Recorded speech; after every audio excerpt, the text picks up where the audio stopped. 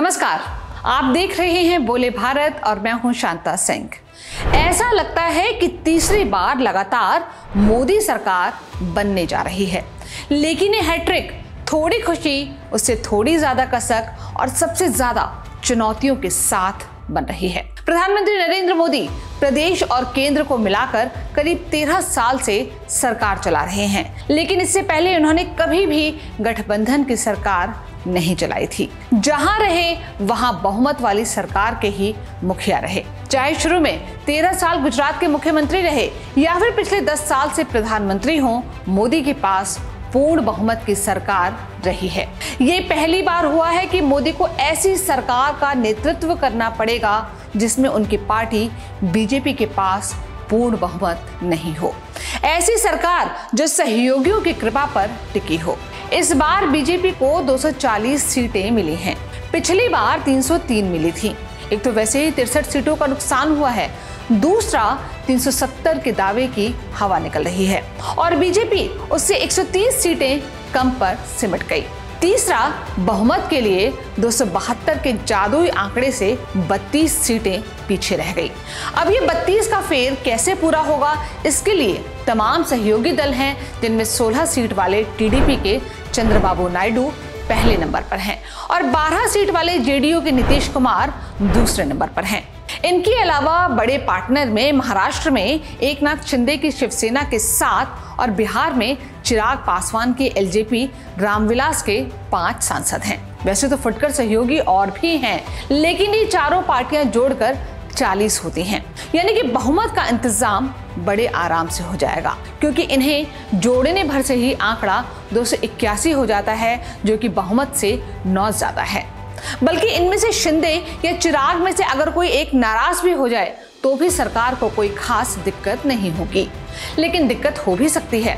आप भी कहेंगे कि ये क्या उलटबाजी है कि दिक्कत होगी भी और नहीं भी होगी, तो इसे आप ऐसे समझिए, सहयोगियों के दम पर बीजेपी को बहुमत तो मिल जाएगा, लेकिन इस बहुमत की कीमत ही मोदी के लिए बहुत बड़ी चुनौती होगी। खासकर 2 बड़े सहयोगी नायडू और नीतीश का समर्थन, क्योंकि दोनों के बारे में कहा जाता है कि ये बहुत टफ नेगोशिएटर हैं। अगर नहीं होते तो नीतीश बाबू बिहार में तीसरे नंबर की पार्टी होकर भी कैसे लगातार राज कर रहे होते। ये तो तब था जब बीजेपी का केंद्र में अपने दम पर बहुमत था, लेकिन अब जब केंद्र की मोदी सरकार उनकी बैसाखी पर चलने के लिए मजबूर है तो नीतीश कुमार का मोल भाव थोड़ा टाइट हो सकता है।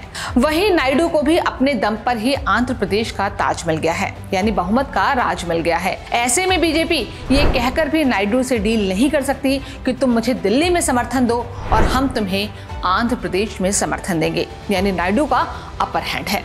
अब नीतीश कुमार हो या चंद्रबाबू नायडू, दोनों ही सत्ता के लिए हर तिकड़म को साधने और नए तिकड़म को अपनाने का हुनर जानते हैं।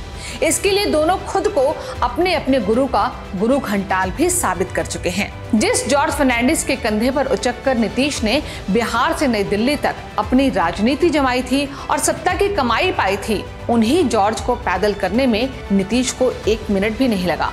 उसी तरह नायडू के गुरु उनके ससुर और आंध्र प्रदेश के पूर्व मुख्यमंत्री एनटी रामाराव थे और नायडू ने उनकी सत्ता की जमीन उनके पैरों तले से ऐसी छीनी कि रामाराव को पता ही नहीं चला। दिसंबर 1994 के चुनाव में एनटीआर के गठबंधन को 294 सीटों वाली आंध्र प्रदेश विधानसभा में 269 सीटें मिली थी।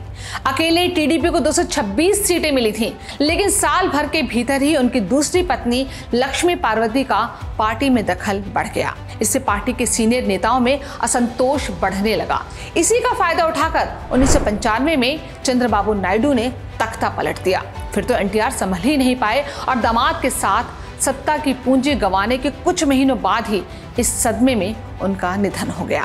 अब नरेंद्र मोदी को ऐसे 2 घुटे हुए खिलाड़ियों के साथ सत्ता शेयर करनी होगी और इनसे निपटना बहुत आसान नहीं होगा। इस बात को प्रधानमंत्री नरेंद्र मोदी भी बहुत अच्छे से जानते हैं। शायद यही वजह है कि अपनी जीत के मौके पर जब वो बीजेपी दफ्तर में आए तो 35 मिनट के भाषण में बीजेपी का नाम तो 8 बार लिया, लेकिन एनडीए का नाम 10 बार लिया। पहले भी सरकारें एनडीए की ही होती थी, लेकिन प्रधानमंत्री मोदी अक्सर मोदी सरकार या बीजेपी सरकार ही कहते थे, लेकिन इस बार उनकी वाणी एनडीए सरकार ही बोल रही थी। और तो और उन्होंने नायडू और नीतीश कुमार दोनों का नाम भी लिया और बड़ी इज्जत के साथ लिया। क्योंकि प्रधानमंत्री मोदी से बेहतर कौन जानता है कि इन दोनों नेताओं से डील करना कितनी बड़ी चुनौती होने वाली है। प्रधानमंत्री मोदी को पता है कि नीतीश कुमार को अपने पाले में स्थायी भाव से रखना उतना ही चुनौतीपूर्ण काम है जितना मेढक को तराजू में तौलना, क्योंकि पिछले 11 साल में ही देखें तो नीतीश कुमार 4 बार पाला बदल चुके हैं। तेजस्वी कहते ही रहते हैं कि चर्चा के लिए तो दरवाजा खुला ही रहता है। नतीजों के बाद कांग्रेस अध्यक्ष मल्लिकार्जुन खड़गे और राहुल गांधी ने जब प्रेस कॉन्फ्रेंस की तो वहां नायडू और नीतीश का सवाल उठा। उन्हें साथ लाने के सवाल से कांग्रेस ने इनकार नहीं किया। ऐसे में फर्ज कीजिए कि अगर नीतीश कुमार और चंद्रबाबू नायडू पुराने गठबंधन धर्म का पालन करते हुए मोदी सरकार के पालकी उठाने को तैयार भी हो जाएं, तो क्या इसकी कीमत के रूप में अपने एजेंडे को पूरा करना नहीं चाहेंगे? जवाब होगा कि जरूर चाहेंगे, बल्कि इसके लिए मोदी सरकार पर वो दबाव बनाएंगे और पुराने दिनों की तरह बाहें मरोड़ने की कोशिश भी करेंगे, क्योंकि इनके बीच पहला टकराव तो मुसलमानों के सवाल पर ही हो सकता है। चाहे नीतीश कुमार हो या चंद्रबाबू नायडू, दोनों ही मुसलमानों के लिए विशेष व्यवस्था के अलावा उनके लिए नौकरियों में आरक्षण के हिमायती हैं। आपको याद होगा कि चुनाव के दौरान पीएम मोदी बार बार ये वादा करते थे कि वो किसी भी कीमत पर दलितों, पिछड़ों, आदिवासियों के आरक्षण का थोड़ा भी हिस्सा मुसलमानों में बंटने नहीं देंगे, जबकि नायडू उसी दौरान ये ऐलान खुलेआम करते रहे कि वो मुसलमानों को आरक्षण देंगे। चुनाव के दौरान ही नायडू ने एक पब्लिक रैली में ये भी कहा था कि उनकी सरकार बनी तो हज यात्रियों को 1 लाख रुपए भी देगी। हालांकि प्रदेश बीजेपी का एक खेमा वैचारिक तौर पर दूरी के कारण नायडू से गठबंधन नहीं चाहता था, लेकिन कसमसा कर रह गया। लेकिन अब देखिए कि अब उसी टीडीपी को सजदा करना बीजेपी की मजबूरी बन गई है। अब सवाल है कि पीएम मोदी क्या करेंगे और क्या क्या उन्हें समझौते करने पड़ेंगे। इसी तरह नीतीश कुमार का जातिगत जनगणना पर वही स्टैंड है जो स्टैंड राहुल गांधी का है, यानी जातिगत जनगणना पूरे देश में होनी चाहिए,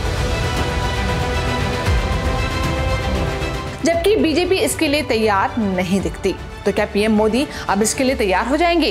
समान नागरिक संहिता के सवाल पर बीजेपी की लाइन से नायडू और नीतीश कुमार दोनों की लाइन बिल्कुल अलग है। नायडू और नीतीश अपनी सेकुलर लाइन को छोड़ने के लिए हरगिज तैयार नहीं होंगे, क्योंकि उन्हें पता है कि ये सरकार उनकी इच्छा के बगैर नहीं चल सकती।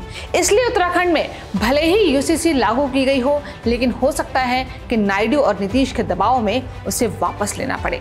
अगर ऐसी नौबत आई तो बीजेपी की बहुत किरकिरी होगी। फिर नीतीश कुमार हो या नायडू, प्रधानमंत्री नरेंद्र मोदी से उनके संबंध अप डाउन होते रहे हैं। डीएनए खराब से लेकर क्या क्या नहीं कहा सुना गया। 2014 में टीडीपी और बीजेपी ने मिलकर विधानसभा चुनाव लड़ा था, लेकिन 2018 तक संबंध इतने खराब हो गए थे कि पीएम मोदी के आंध्र प्रदेश जाने पर अगवानी में मुख्यमंत्री तो दूर, टीडीपी का कोई मंत्री तक नहीं जाता था। दरअसल नीतीश कुमार हो या चंद्रबाबू नायडू, दोनों ही अपने राज्य को विशेष दर्जा चाहते हैं और अब विशेष दर्जे की ये मांग मोदी सरकार की मुश्किलें बढ़ा सकती है।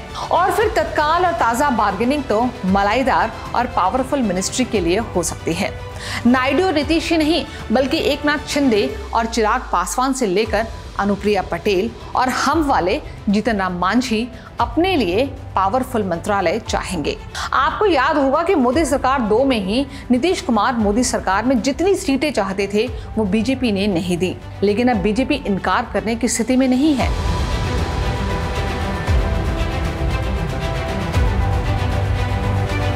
ममता बनर्जी बीजेपी के पूर्ण बहुमत से दूर रह जाने के कारण उसकी कमजोरी को विपक्ष की ताकत के रूप में देखती हैं, लेकिन ये वास्तव में सबसे बड़ी ताकत तो नीतीश और नायडू जैसे बीजेपी के सहयोगियों की है, जिसमें से किसी भी एक के रूठने से सरकार डम डम डिगा डिगा हो सकती है।